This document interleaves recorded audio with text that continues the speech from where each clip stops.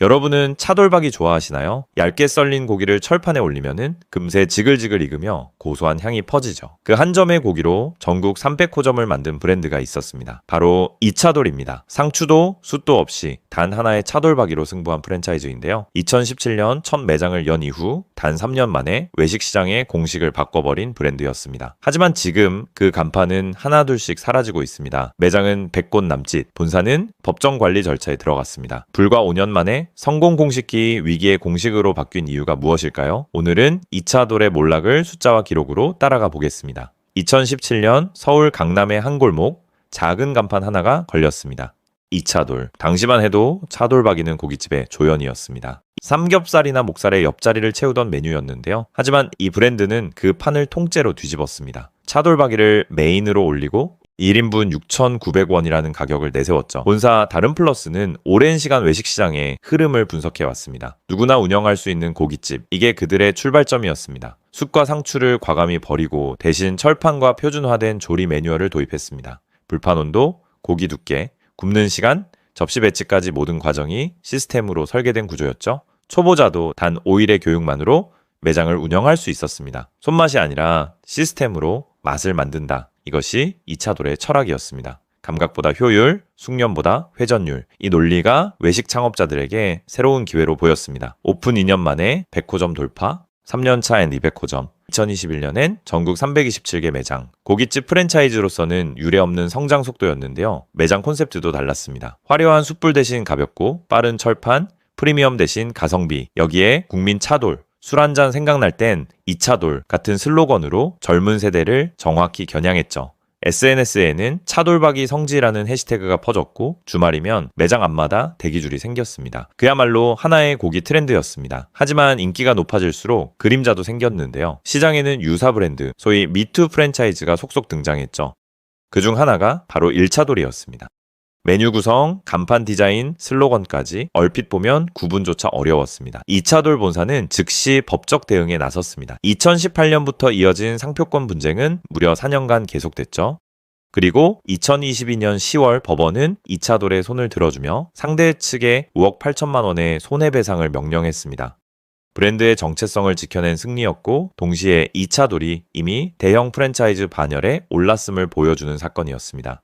그러나 그 시점부터 눈에 보이지 않던 균열이 서서히 생기는데요. 너무 빠른 확장, 시스템에 대한 과신, 그리고 본사 내부의 부담, 성공의 공식이었던 시스템이 언젠가부터 위험의 구조로 바뀌고 있었던 겁니다. 전국 300개가 넘던 매장 수는 어느 순간부터 서서히 꺾이기 시작했죠. 2020년 가맹점의 평균 연매출은 약 7억 원, 고깃집 프랜차이즈로서는 안정적인 수치였습니다. 그러나 이 수익 곡선은 이듬해부터 빠르게 하락하는데요. 2021년 5억 8천만 원, 2022년 5억, 그리고 2023년엔 4억 4천만 원, 2024년엔 4억 1천만 원. 불과 5년 만에 40% 넘게 줄어든 거죠. 숫자는 분명히 경고하고 있었습니다. 매출이 줄자 점주들의 부담은 커졌습니다. 그런데 본사의 대응은 정반대였는데요. 본사는 매출 회복을 명분으로 이차돌 신메뉴 11종을 출시했습니다. 문제는 그 과정이었습니다. 가맹점주의 동의나 발주 절차 없이 신메뉴 조리에 필요한 17개 품목의 원부 재료를 전국 가맹점에 일괄 입고시킨 거죠. 하지만 현실은 냉정했습니다. 신메뉴의 반응은 미미했고 팔리지 않은 재고는 쌓여갔습니다. 게다가 반품은 허용되지 않았고요. 결국 점주들은 원가 부담을 떠안은 채 적자를 감수해야 했습니다. 공정거래위원회의 조사 결과 이 같은 관행은 2019년부터 2022년까지 지속된 것으로 확인됐습니다. 공정위는 본사 다른플러스에 대해 가맹사업법 위반으로 시정명령을 내렸습니다. 하지만 문제의 본질은 재고가 아니라 신뢰였는데요. 소통이 안 된다. 본사는 점주를 파트너로 보지 않는다. 그 불만의 목소리가 본사에 닿았을 때 이미 브랜드는 흔들리고 있었습니다. 본사 내부의 숫자들이 무너지기 시작하는데요. 2019년 다른플러스는 이차돌 상표권을 대표 개인으로부터 44억 9,500만 원에 인수하기로 결정합니다. 명분은 단순했죠. 상표권을 법인 명의로 이전해 재무 건전성을 강화하겠다. 하지만 실제 현금 거래는 없었습니다. 회사가 대표에게 빌려준 대여금 45억 원을 장부상상계 처리한 것이었죠. 외부 감사인은 이 거래를 지적하며 말했는데요. 대표에 대한 대여금 회수 가능성이 불확실하다. 그리고 그 우려는 결국 현실이 되죠. 다른 플러스는 이 대표를 비롯한 경영진에게 2019년 9억 7,500만 원, 2020년 17억 원을 지급했습니다. 그래도 2020년 다른 플러스 매출은 약 633억 원, 영업이익은 15억 원 정도였습니다. 건전한 구조처럼 보였죠. 하지만 3년 뒤 2023년엔 매출이 391억 원, 영업 손실은 50억 원 이상으로 전환됩니다. 2023년 말 외부 감사인은 다른 플러스의 재무제표에 대해 한정 의견을 냅니다. 그리고 이듬해 2024년 재무자료 미제출로 감사인은 의견 거절을 판정합니다. 즉, 외부 감사가 회사의 재무 상태를 신뢰할 수 없다고 판단한 겁니다. 자본은 사실상 잠식 상태였고요. 부채는 100억 원을 넘어섰고 주주에게 빌려준 대여금 48억 원은 여전히 회수되지 않은 채 남아 있었죠.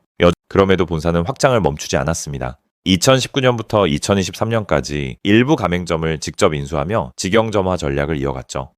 이 과정에서 적지 않은 비용을 투입했는데요. 울산대공원점 약 5억 4천만 원, 강동구청점 1억 8천만 원, 그리고 서울 길동점은 1억 5천만 원. 새로운 브랜드의 테스트 매장 2탄집으로 재개장했습니다. 본사는 이를 교육용 필드 테스트 투자라고 설명했지만 일부 매장은 대표나 특수 관계자가 운영한 곳으로 확인됐습니다. 그러나 문제는 거기서 끝나지 않았는데요. 2023년 다른 플러스는 100% 자회사 블루페어링의 자본금을 3억 원에서 7억 7천만 원으로 늘리며 전액 출자했죠. 겉으로는 신규 투자처럼 보였지만 불과 몇 달 뒤 4억 4천만 원은 회계상 손상차손으로 처리됩니다. 같은 해 또 다른 자회사 DM스토어에도 이상한 거래가 이어졌는데요. 다른 플러스는 이 회사에 부산 남포, 울산대공원, 강동구청, 강남본점 등 주요 직영점 4곳과 제6폭식 매장을 일괄 양도했습니다. 거래 금액은 약 14억 5천만 원. 하지만 그 대금은 돌아오지 않았습니다. 장부에는 단 한 줄 대손충 당금만 남았죠. 결국 받지 못한 돈으로 처리된 겁니다. 결국 회사의 부실은 더 깊어졌습니다.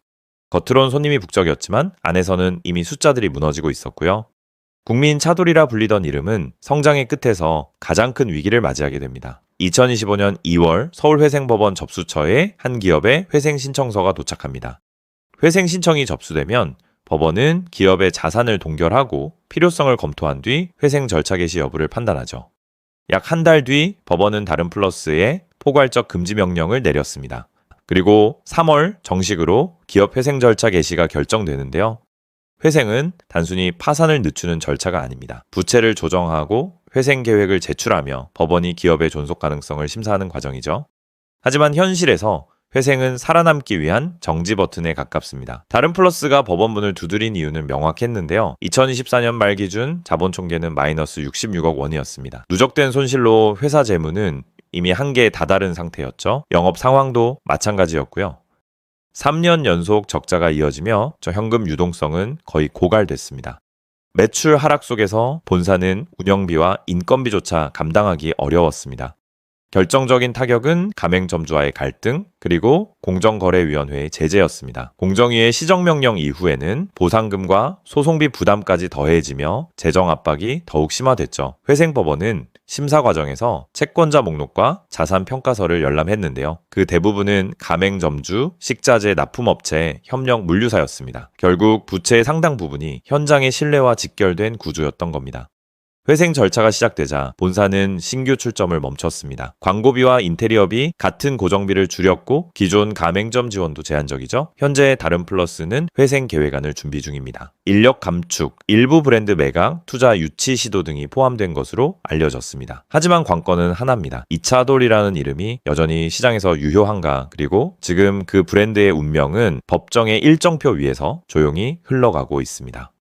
사실 다른 플러스는 위기보다 한 발 먼저 움직였습니다. 지난해 4월부터 브랜드 리뉴얼을 단행하며 새로운 도전을 시작했는데요. 간판에 이차돌 플러스라는 이름이 붙었고 숙성 안창살과 토시살 같은 고급 부위를 추가했죠. 또한 간편 사이드 메뉴와 배달 시스템을 강화하며 가성비에서 합리적 프리미엄으로 방향을 바꿨습니다. 하지만 현실은 달랐습니다. 본사 지원은 줄었고 광고나 물류 프로모션도 사실상 중단됐습니다. 점주들은 직접 마케팅을 맡아야 했고 일부 매장은 간판을 내리고 독자 브랜드로 전환했고요. 리뉴얼은 있었지만 그 변화가 시장의 신뢰를 되돌리기엔 역부족이었죠.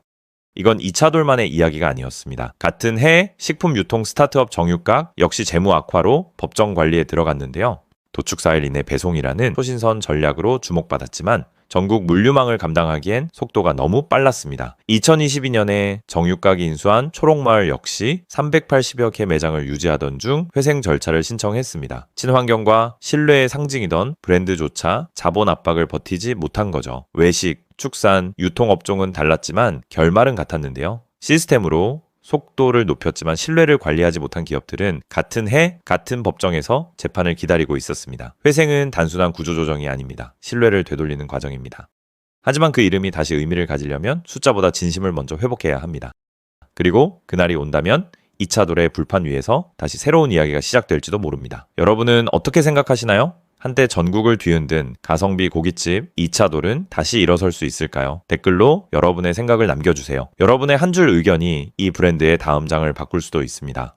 그리고 혹시 여러분이 추천하고 싶은 고깃집이나 2차 돌에서의 추억이 있다면 함께 나눠주세요. 여러분의 이야기가 이 영상의 마지막 한 조각을 완성합니다. 이 영상이 유익하셨다면 구독, 좋아요, 알림 설정, 그리고 하이프로의 응원도 부탁드립니다. 여러분의 작은 참여가 다음 이야기를 만들어갑니다.